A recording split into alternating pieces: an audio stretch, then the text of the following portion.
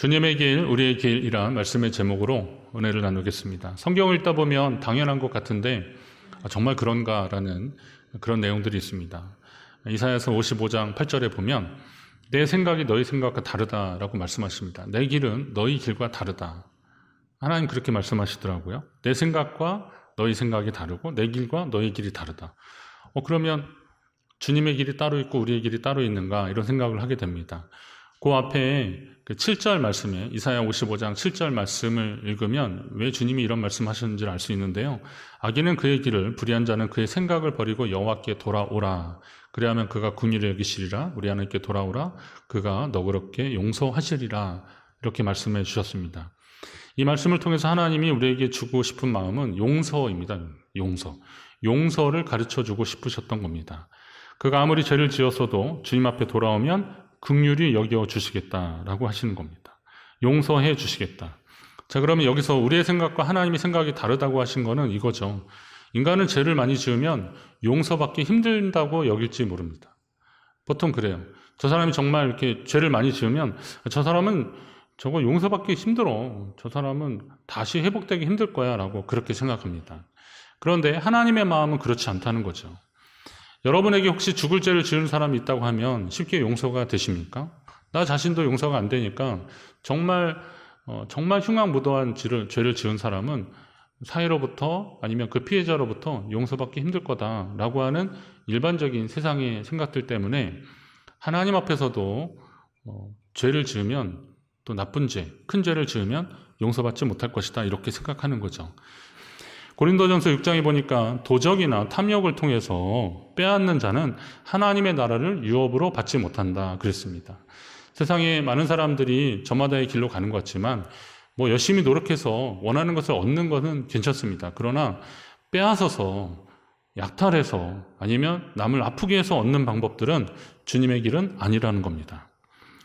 그리고 또 어떤 길이 있냐면 자신의 이해관계에 따라서 입장을 바꿔가며 원하는 것을 얻으려는 사람들이 있습니다. 그러니까 색깔을 막 바꾸는 거죠. 오늘 예수님을 찾아와서 예수님에게 닥칠 위험에 대해서 경고해 주는 사람도 그런 부류의 사람들입니다. 31절에 어떤 사람들이 찾아왔나 보십시오. 바리새인들이 예수님을 찾아와서 나가서 여기를 떠나소서 헤롯이 당신을 죽이고자 하나이다 라고 그렇게 얘기합니다. 우리가 알고 있는 평소에 바리새인하고는 조금 다른 이야기를 하는 거죠. 바리새인이라면 예수님을 못마땅히 여겨서 어떻게 하든 예수를 죽일까, 잡을까, 아니면 그를 어떻게 하든 사람들 앞에 면박을 주고 무안하게 할까라고 궁리했던 사람들인데 지금 이 얘기로만 본다면 예수님을 무척이나 위하는 사람 같습니다. 헤롯이 당신을 죽이려고 합니다. 빨리 여기로 도망가시라고, 여기서 나가시라고 그렇게 얘기합니다. 근데 예수님이 그들이 왜 진정성을 가지고 한 것이 아니라는 것은 예수님 대답을 보면 알 수 있는데요. 너희는 가서 저 여우에게 이르되 오늘과 내일은 내가 귀신을 쫓아내며 병을 고치다가 제3일에는 완전하여지리라 하라 그렇게 전해주라 라고 하는 겁니다. 자, 헤롯이 당신을 죽일 것이라고 겁을 주면서 더 이상 하나님의 말씀을 전하지 못하게 하는 것이 이게 바리새인들의 목표였던 거예요. 예수님 목숨을 좀 보존하세요. 당신의 생명은 귀하니까 헤롯의 죽음에 위협이 있으니까 빨리 도망가세요. 이게 아니에요.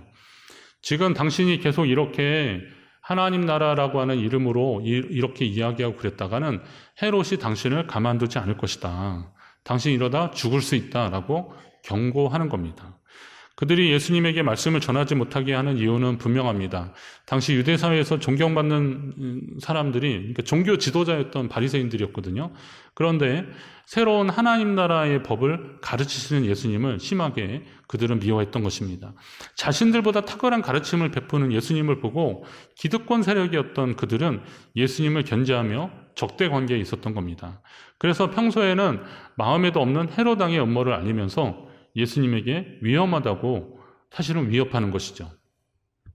사실 예수님 당시 헤롯과 바리새인들은 거의 상극이었습니다. 바리새인은 유대적 전통을 지키면서 그것을 이어가려고 하는 민족주의자적인 그런 마음이 있었고요. 이 헤롯은 원래는 이두메인이라고 에돔 지역에 살고 있는 사람들인데 그나마 그쪽 지역에서도 저 밑에 나바티안이라고 이 사람들이 이렇게 몰려오니까 치고 올라오니까 유대 지역으로 넘어온 사람들인데 이 헤롯은 한 집안입니다. 헤롯 이름입니다. 그런데 그 당시에 좀 토호 세력이죠. 돈도 많고. 그래서 당시 로마가 이 팔레스타인 지역을 지배할 때 이 땅을 다스릴 수 있는 권한을 받은 사람입니다. 그러니까 다윗 왕조의 혈통을 이어받은 그런 왕이 아니라 로마 황제가 임명해 준 왕입니다. 그러니까 유대인들의 입장에서는 뭐 정통성도 없고, 그러나 예루살렘 궁궐에서 살고 있는 거죠. 근데 그 기세가 너무 등등하고 또 로마를 등에 업고 있으니까 감히 헤롯을 어떻게 하지는 못하지만, 그래도 헤롯은 저 여우라고 할 정도로, 이거는 예수님만 말씀하신 것이 아니라 그 당시 사람들이 통용하는 말들일 겁니다. 아주 이랬다 저랬다 하면서 어떻게 하든 권력에 기생하면서 살고 있는 사람, 이 사람이 헤롯입니다. 그러니까 이 헤롯은 예수님이 태어날 당시에 그 아기를 죽이려고 했던 헤롯은 우리가 보통 말하는 헤롯 대왕이고요. 지금 이 당시에 헤롯은 그 헤롯이 이제 여러 아들들이 있는데, 헤롯 대왕이 죽고 나서 그 지역을 좀 나눠서요, 그 아들들이 통치를 했습니다. 그러니까 지금 이쪽은 갈릴리 지역을 통치하고 있는 헤롯 안티파스라 그러는데요. 이 사람이 통치하고 있는 것입니다. 근데 이 사람은 어떤 일을 했냐면 세례 요한을 죽인 사람이에요. 세례 요한을 죽인 사람, 선지자를 죽인 사람이에요. 그러니까 바리새인들이 생각하는 건 그거죠. 지금 이 헤롯은 우리가 선지자라고 알고 있었던 요한도 죽인 사람이니까 당신 죽이는 건 일도 아니다. 그러니까 더 험한 일 당하기 전에 빨리 도망가라 라고 그렇게 말해주는 겁니다. 그러나 그 얘기는 사실 바리새인이 예수님을 걱정해 주면서 해줄 말은 아니었는데, 자기들이 원하는 것을 하려고 헤롯을 이용하는 거죠. 그리고 헤롯을 핑계로 예수님에게 이거 그만둬라 라는 것입니다. 이런 이야기를 하고 있는 거죠. 거짓말인데 세상에는 이렇게 수단과 방법을 가리지 않고 자기 이익을 위해서 그리고 상대를 이용해 먹는 그런 사람들이 있습니다. 분명한 것은 이 길도 주님의 길은 아니라는 겁니다. 그럼 주님은 어떤 길을 가셨습니까? 주님은 그러니까 세상의 길이 자신의 목적을 위해서라면, 수단과 방법을 가리지 않는 것이 세상의 길이라면, 주님은 주님의 그 길을 가기 위해서라면 그 어떤 방해가 와도 흔들리지 않고 가시는 분이시다라는 거죠. 목적을 위해서 수단과 방법을 가리지 않고 그렇게 나아가는 사람들하고 달리 예수님이 가시려고 하는 그 길에 어떤 위험이 있거나 위협이 있어도, 방해가 있어도 흔들리지 않고 그 길을 가시는 분. 예수님은 어떤 길을 가셨는지 한번 잘 보십시오.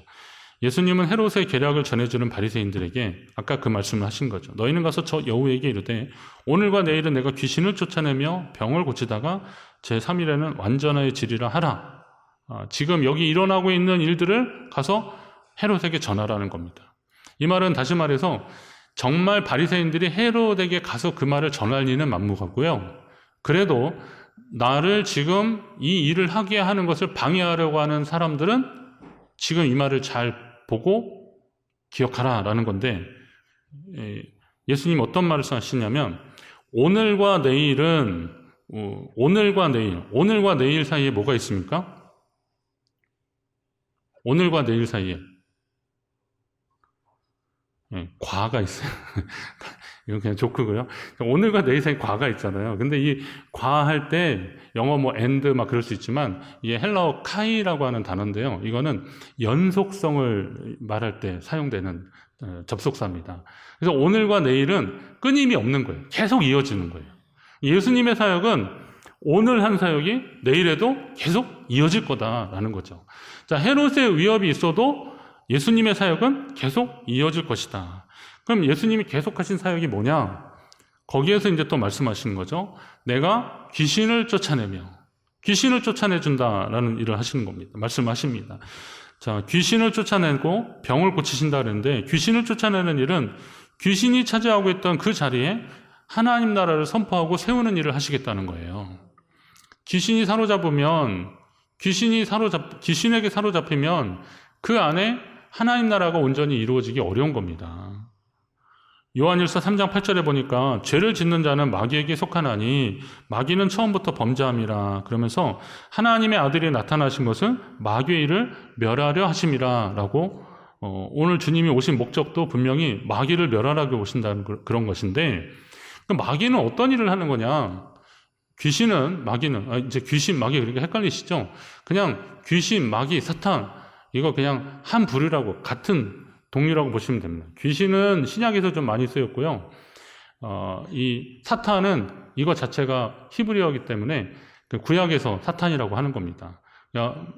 그래서 그래서 마귀는 이거 신구약 그냥 이렇게 가리지 않고 많이 사용했어요. 어떤 분은 사탄이 제일 왕이고 그 다음에 마귀고 누군 또 귀신은 동양 마귀고 이런 얘기 하더라고요. 근데 그런 거라기보다는 그냥 하나님의 역사에 방해하는 악한 영의 세력들이다라고 그냥 통칭하시면 되는 겁니다. 여기서 무슨 계급을 나눌 건 없습니다. 자, 그러면 이 귀신이 하나님을 대적하는 세력인데 그 귀신에 의해서 누군가 사로잡혔다면 그곳에 임할 하나님 나라가 방해되는 거잖아요. 근데 예수님은 그 귀신을 내쫓는 거예요. 예수님은 귀신을 내쫓는 거예요. 같은 의미로 병 고치는 것도 하셨는데 병 고침도 같은 원리입니다. 인간의 질병은 행동을 제한합니다. 행동만 제한하겠습니까? 생각도 제한합니다. 여러분 몸이 좀 으실으실하고 막 그러면 무슨 생각 드십니까? 요즘은? 혹시 나도? 막 이런 생각 드는 거잖아요. 근데 코로나 상황 아니더라도 몸이 좀 으실으실하면 어때요? 일단은 만사가 귀찮잖아요. 이렇게 짜증도 나고 막 그러잖아요. 그런데 병원에 갔는데 진료를 해보니까 이거는 여기서 안 되겠구나. 큰 병원 가보라는 거죠. 큰 병원을 가니까 검사를 있는 대로 다 하는데 답도 안 나와. 그러다가 나중에 이제 결국은 이거는 조금 더 정밀 검사를 해야겠다고 그러는 겁니다. 그 얘기 들어보니까 이 병이 굉장히 깊은 병이었죠. 예. 그럼 이 병이 왜 생겼을까부터 생각을 하거나 그러기도 하지만 또 그 질병이 왜 많은 사람 중에 왜 내가 그거 걸렸을까? 낙심하고 속상해하고 막 그러는 겁니다. 처음에는 막 분노하죠. 내가 이럴 리 없어 막 그러기도 하고 막 그래요. 그러나 나중에 약해지면 어떻게 해요? 그냥 그 병에 지는 분들도 있더라고요. 아유, 나는 아프니까 이렇게 하면서 제한되더라고요. 질병이 하나님께 나아가는 것까지도 가로막습니다. 주변 사람들과의 관계도 끊어지게 됩니다. 아프면 도움이 필요한데 남에 대한 배려가 약해지잖아요. 그런데 주변의 관계가 많이 이렇게 정리가 되더라고요. 많이 아프니까. 예. 긴 병에 효자 없다 이러듯이 부모 자식 간의 관계도 이렇게 긴 병 때문에 좀 소원해지는 그런 가정들도 있어요. 힘들어지잖아요. 어려워지잖아요. 그런 관계가 깨지는 거예요. 하나님 안에서도 마찬가지입니다. 질병이 사로잡히면 하나님께 대한 원망도 있더라고요. 정말 어려운 병에 걸리신 분 제가 이렇게 상담하는데 신방하는데 그런 말씀 하시더라고요.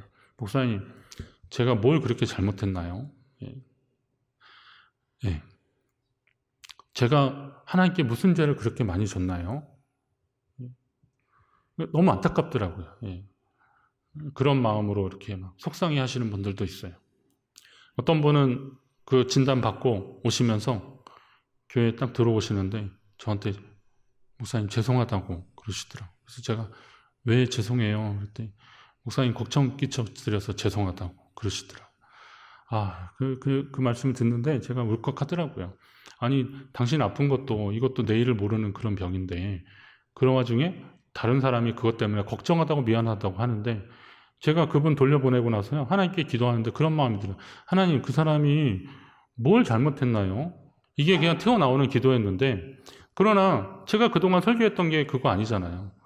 뭔가 잘못해서 병을 얻었다고 생각하는 거 그렇게 생각할 수 있지만 그러나 병은 우리가 잘하고 못하고를 떠나서 만날 수 있는 일들인데 결국 그 질병 가운데 우리가 하나님과 어떤 동행을 하느냐가 하나님이 보시는 관점이다 라는 설교를 했던 사람인데도 그런 설교를 했던 사람인데도 그분 보내놓고 아니 그렇게 착한 분이 왜 그런 어려움을 당하는 겁니까? 정말 알 수 없는 하나님의 뜻과 섭리. 예. 그것조차도 하나님의 섭리 아니겠냐. 그러면 왜 하나님 그런 일을 만나게 하셨냐고 그렇게 원망스럽게 기도한 적도 솔직히 있습니다. 그러나 가만히 보니까 그런 질병이나 그리고 아까 있었던 그 마귀의 역사나 이런 것도 결국은 하나님의 본심은 아니잖아요. 그런데 이런 것에 사로잡히니까 하나님께 나아가지 못하게 되니까 하나님이 이 마귀를 쫓아내주고 병자들을 고쳐주시는 겁니다. 더 이상 병마에 시달리느라 하나님 앞에 나가는 거 가로막히지 말라고 그렇게 하는 겁니다. 코로나19 심해지니까 어떤 분들은 교회 예배 드리는 거 굉장히 조심스러워 하시고 아예 그냥 안 나오시는 분들이 있더라고요. 전 충분히 이해가 됩니다. 예. 어떤 분은 근데 조심을 많이 했는데도 결국은 병에 걸리는 코로나 감염되는 분들이 있더라고요. 그러니까 어떤 분은 그러더라고요. 조심해도 걸리니까 어차피 나는 그냥 예배 드리다가 하나님 알아서 해주시겠지 막 이러면서 그렇게 오시더라고요. 저는 어떤 분의 믿음이 더 대단하다 이렇게 말씀을 드리고 싶진 않은데요.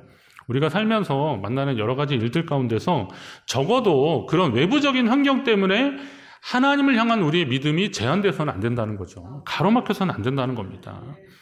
예수님은 하나님의 아들로서 이 땅에 인류의 죄를 지고 십자가에 달려 돌아가시기 위해서 오신 분이니까 내가 십자가 형벌을 통해서 모든 인류를 구원하기 위해서 왔으니까 헤롯이 나를 죽이려고 해도 나는 그 길을 가련다 이렇게 말하시면 되는데 예수님은 그렇게 말씀하시지 않으시고 오늘 내가 마귀를 쫓아내고 병자를 고치고 있는데 그 일을 가서 전해줘라 라고 하는 것은 어떤 위협이 있어도 나는 그 길을 가련다 라고 말씀하시는 거예요. 이거를 간접적으로 말씀하시는 거예요. 그건 다시 말해서 우리의 삶에 어떤 어려움이 있어도 어떤 위협이 있어도 우리는 믿음의 길을 가는 주님의 모습을 본받아야 한다는 겁니다. 오늘 예수님이 그 33절에 보면 선지자가 예루살렘 밖에서는 죽는 법이 없느니라 이런 말씀이 있는데요. 그럼 예수님이 예루살렘에서 죽는 것을 이미 알고 계셨기 때문에 그런 것일까? 라고 한다면 그건 주님만의 생각이니까 이걸 왜 여기서 말씀하셨을까? 그런데요, 그건 그런 배경이 있어요. 어떤 사람이 하나님의 말씀을 전하다가 이게 진짜냐 가짜냐 이런 그 진위를 의심받고 그래도 이거는 예루살렘에 있는 공회에서 판단해서 종교 재판을 해야 되는 거지 예루살렘 밖에서는 그런 일을 하면 안 되는 겁니다. 이게 그 당시 법입니다. 그러니까 혹시나 예수님이 이런 일을 해도 헤롯이 문제가 아니라 사실은 유대인들이 예수님을 죽이려고 했으니까 결국 예수님을 빌라도에게 판 사람도 유대인 제사장이고 그랬잖아요. 그러니까 예수님은 그들의 속셈이 뭔지를 아셨죠. 그러니까 선지자가 예루살렘 밖에서는 죽는 일이 없다라는 것은 바리새인들이 들으면 뜨끔한 얘기입니다. 지금 너희가 하나님 말씀을 전하고 있는 나를 어떻게든 해보려고 그랬지만 아니다. 나는 이미 그 일에 대한 죽음이 각오되어 있고 그리고 예루살렘 밖에서는 죽지 않는다는 말을 했을 때 바리새인들이 이게 무슨 의미인지 딱 알았던 거죠. 아, 하나님 맡겨주신 그 사명을 위해서 끝까지 가는 분이구나. 가는 사람이구나. 이거는 사도 바울이 그 로마로 압송되는 과정에서 광풍을 만났는데 사람들이 그 배에 탄 사람들이 다 죽는 줄 알았잖아요. 근데 바울이 그러는 거예요. 우리 여기서 안 죽는다. 왜 안 죽어요? 어젯밤에 주님이 내게 말씀하셨다 이거예요. 가이사 앞에 서게 해주겠다. 가이사 앞에 서주겠다. 가이사는 로마 황제인데 그러니까 이 지중해 여기에서 죽지 않을 것이다. 로마에 가게 될 것이니까 염려 말아라. 이건 뭐예요? 사명자는 죽지 않는다라는 거죠. 바울도 그런 마음이 있었는데 예수님에게도 하나님 맡겨주신 이 사명을 감당하는 데는 하나님이 끝까지 나를 인도하실 것이다 라는 것입니다. 자, 그런데 예수님이 그렇게 말씀하시는데 헤롯, 죽음 이런 거 얘기하다가 예수님이 단어를 하나 딱 던지셔요. 그게 34절에 예루살렘아 예루살렘아라고 하시면서 탄식하시는 말씀이 나오는 겁니다. 이 예루살렘이라는 것은 유대 땅에 있는 그러니까 수도 개념인데 이스라엘의 수도 개념인데 이거는 그 한 지역만을 의미하는 것이 아니라 이스라엘 백성 전체를 말하는 거예요. 이스라엘 민족 전체를 말하는 건데 그들을 향해서 탄식하시는 겁니다. 암탉이 제 새끼를 날개 아래 모음같이 내가 너희의 자녀를 모으려 한 일이 몇 번이냐. 그렇게 많이 했는데 너희가 그것을 거부하지 않았느냐. 돌이키지 않았다라는 것을 마지막으로 계속 말씀하고 계시는 거예요. 이게 하나님의 마음이었었거든요, 사실. 전적인 예정론 입장에서의 구원관에는 동의하지 않는 저로서는 하나님의 열심이란 책을 박영선 목사님이 하나님의 열심이란 책을 제가 읽으면서 좀 많은 도전을 받았어요.